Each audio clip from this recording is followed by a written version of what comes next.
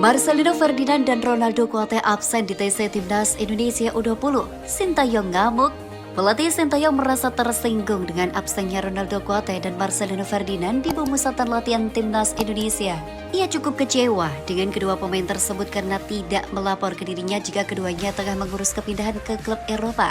Untuk diketahui, sejauh ini Ronaldo Kuate dan Marcelino Ferdinand memang tak hadir di TC Timnas Indonesia U20 yang sudah mulai sejak 1 Februari 2023. Penyebabnya, kedua tim itu sedang mengurus keperluan untuk bermain di luar negeri.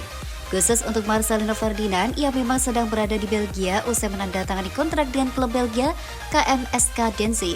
Sementara itu, Ronaldo Kuate absen karena dikabarkan segera bertolak ke Turki untuk bergabung dengan Burnspor.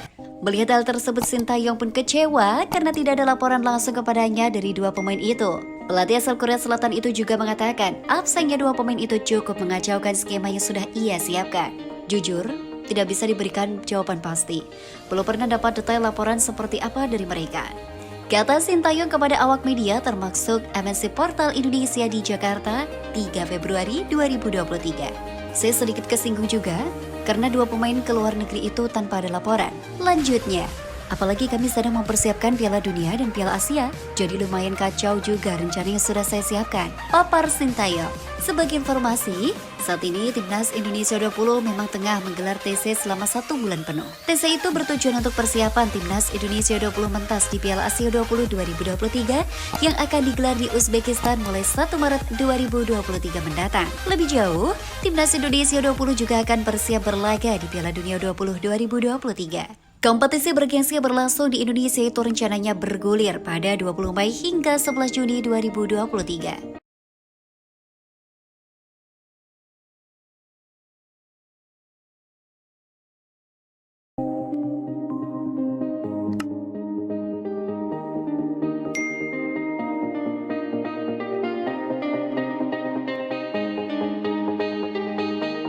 Deretan wajah baru di Timnas Indonesia U20, debut bagi dua pemain keturunan.